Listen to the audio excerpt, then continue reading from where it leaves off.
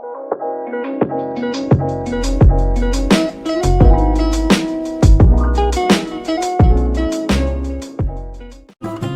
golden, super flaky, really, really delicious, crunchy on the top, and fluffy and pillowy on the bottom.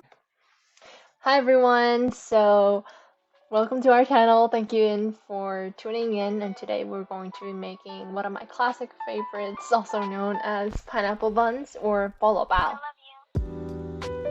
Here we have a list of ingredients. So the first thing we're going to do is make something called Tangzhong, and that basically consists of water, all-purpose flour, and then putting that over on heat, making it kind of like a roux, like a water roux. Well, specifically, let's get down to each ingredient though. We need 1 cup of water. Along with 1 cup of water, we're also going to be needing 50 grams of all-purpose flour or bread flour.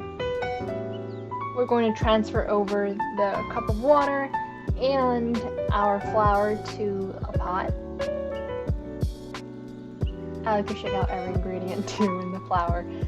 And then with that, we're going to be using our handy dandy mini whisk and then mixing everything together until there are no lumps. Once the mixture is very smooth with no more lumps from the flour itself, we are going to be transferring over our pot to heat. And remember to also have a glass bowl on the side because we will be transferring over the water roux to the glass bowl to cool it down. Let's turn on the heat to around low to medium heat. And then using our mini whisk, we're going to go ahead and keep stirring the mixture over the heat. Just keep stirring. Usually it takes around 3 to 4 minutes, depending on the type of stove top you have. And at this stage right here, we know that the water roux is ready because it's super thick. It sticks a little bit to the whisk. Let's turn off the heat and immediately transfer it over to our glass bowl. Sometimes I like mixing it with the spoon at the end to cool it down a little faster. Now let's talk about the dry ingredients we need for the bread. We're gonna have 300 grams of bread flour. We're also going to be needing a spatula, like a spoon, anything really to mix everything together. We're going to be needing 25 grams of sugar. And then we're going to also add in 48 grams of cake flour. Now to combine everything together, we will be making a little well in the middle. Pour in the sugar, could be granulated. And then using a sieve, we're going to be sifting the cake flour. Of course, sieving is optional, but it would be better to actually sift everything out from the cake flour because it might have some lumps. Just mix everything together. And then the next thing we need to do is move on to the wet ingredients. Now, the wet ingredients consist of 112 grams of whole milk, 10 grams of condensed milk, and 3 grams of active dry yeast. And keep that in mind, active dry yeast is different than active yeast. And then we need 1 egg. Now, because yeast rises based on a warm liquid and sugar, we're going to be microwaving our milk for around 1 minute, just so it reaches a warm temperature over 100 degrees Fahrenheit.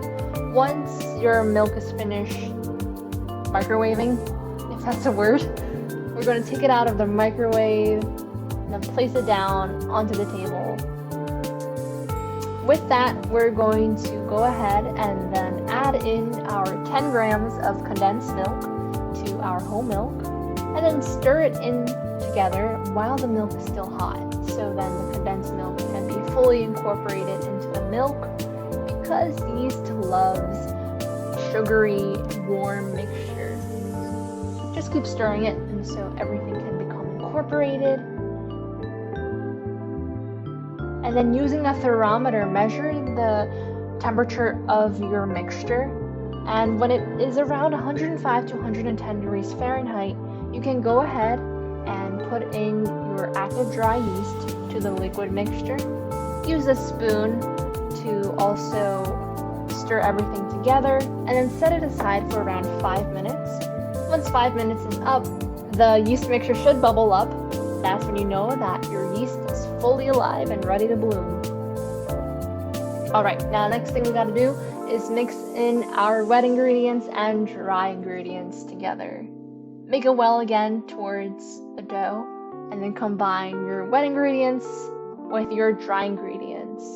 Pour over that yeast mixture, scrape down every last bit, and then remember the Tangzhong that we made earlier? We're actually going to bring that again, measure it to be around 110 grams to 120 grams, and then put it inside of that bowl with the yeast mixture and dry ingredient mixture. And then we're going to crack an egg. Make sure not to get any eggshells. And then whisk up that egg before you go ahead and then transfer it over to that bigger bowl. And get every last bit of the egg mixture as well. And then combine everything together. The dry ingredient, wet ingredient, the yeast, everything together. It might look a little shaggy, but don't worry, just trust the process. When it's at this stage, you can actually transfer it over to a cutting board like me and actually knead it by hand, or feel free to also use a stand mixer if you have one at home. I personally like to knead it by hand because it lets me exercise a little bit. So you're going to go ahead and knead it like so. Just continue kneading it. And then when it's at this stage where it's kind of like a big ball, looks a little dry, but there's no more excess flour. Don't worry if it looks dry though, because we're adding our butter right now. So using 2 tablespoons of unsalted butter, very softened unsalted butter, we're just going to unwrap the wrapping, and then we're gonna test it out by squishing it down. It should be really pliable. And then spread your butter around the dough and then knead the dough again. So the butter actually helps the dough become more moist, and it might look and feel as if the butter is separating the dough, but don't worry. This will not happen if you continue kneading it. And so at around this stage, we see that the texture is still kind of rough. If I push it over to the camera, it's still a little rough and doesn't really quite pass the finger test because the dough doesn't really rise up when I push it down. So we're just going to knead it a little more. Alright, now at this stage, it's a lot smoother than before, and if I do the finger test, the dough actually does rise up a little more. So we know at this stage, the dough is ready to rest. Let's make it towards a circular dough. And then using our glass bowl from before, we're going to be transferring over our dough ready to be rested to that glass bowl. So let's plop it down. Put the cover of the glass bowl on top.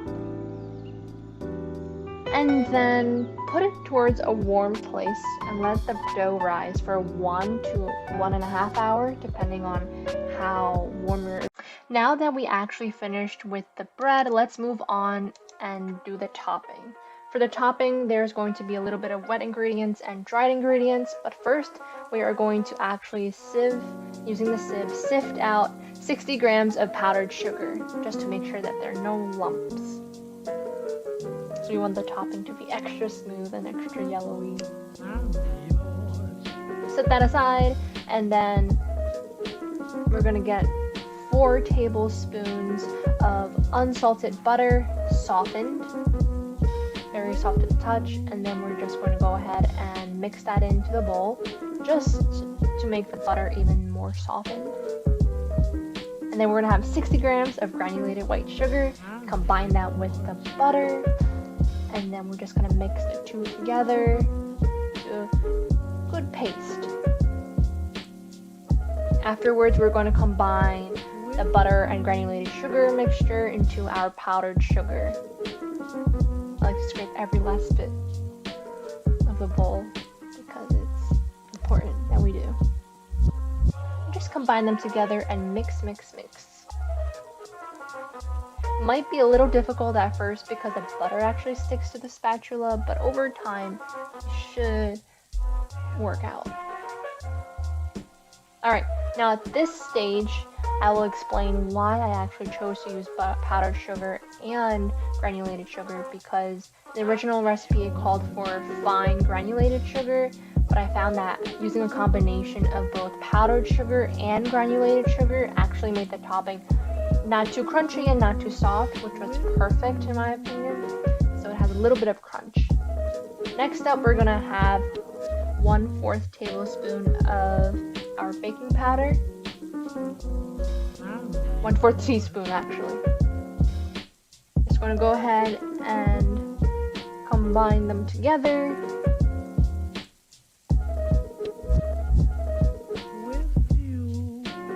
And then we also have our 120 grams of all-purpose flour. Just gonna combine that over, and once again put it through the sieve and sift it because I don't want any lumps whatsoever onto the topping. Then mix everything up. And then just something that is optional but is kind of helpful is turmeric. It really brings out that extra yellowy color, which is like iconic for pineapple buns. I put a little bit, but you can put as much as you want. Try not to overdo it too much though. And then we're also going to add 1 tablespoon of whole milk just to combine all the dry ingredients with the butter and sugar together. We're just going to mix it up together, and also used 1 egg yolk. Make sure not to get any eggshells in there too. We're gonna mix everything together, and then we're gonna transfer it over. It might look like a little shaggy, to be honest, and it might look dry, but don't worry, just trust the process and just continue kneading it together. After around 10 minutes or so, it should look like this consistency. It's kind of like a sugar cookie, to be honest, like a really yellow sugar cookie. And what we're just gonna do is flatten it out, make it like a circle, and then we're going to go ahead and put it in saran wrap and put it in the fridge for like 15 minutes, 1 hour, 2 minutes to 1 hour, depending on however you want. Now, after the bread has risen for like an hour or an hour, 15 minutes, you can check if it has been done rising. This looks beautiful, to be honest, with a honeycomb bottom. All we can do is poke our finger into the dough, and if the finger comes out clean, then you know that your dough has risen very beautifully and it's ready to move on and then shape the dough into smaller bits for the buns. Now specifically, I transferred it over to the cutting board and then I punched it out. It's kind of like a cat kind of kneading dough. I don't know if that totally makes sense, but that's exactly what I think of when I did this step. After punching out all the gas, we're going to form it into a circle once again. Make it into a great ball. Super nice and fluffy and soft. And then you're going to actually go ahead and divide your dough into a specific amount of buns that you wanted to make. I have a scale and I actually divided up to 20 pieces, and it was around 27 grams heavy for each bun. Now you don't have to do this, but I just wanted to be more precise with my buns. So I had 20 doughs, and what you basically do to make it this circular shape is to actually expand it out a little bit and then push every side of the dough towards the middle. Doing this will ensure that the dough remains circular and pretty.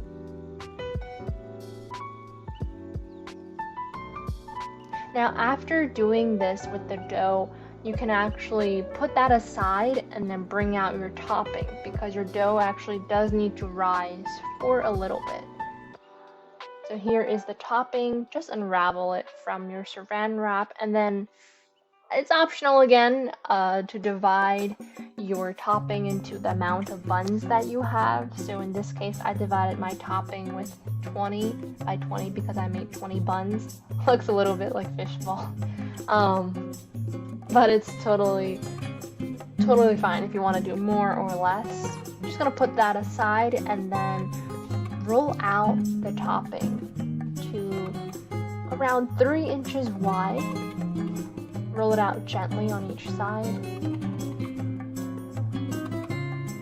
And it should be around this thick. I'm not totally sure what that measures up to. I think it's like 1/8 of an inch. And it should be pretty circular. And then now with our bun, we're gonna make it circular one last time.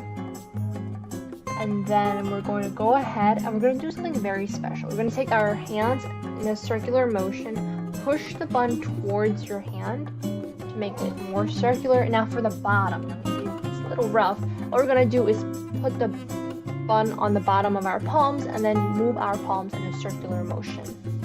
And we're going to do this as much as we want.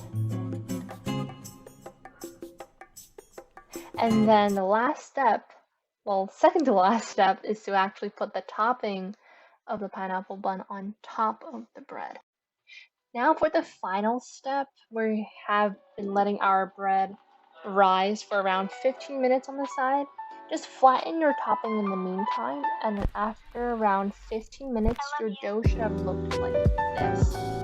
Now, the topping has been laid out and flat, rolled out, same thickness.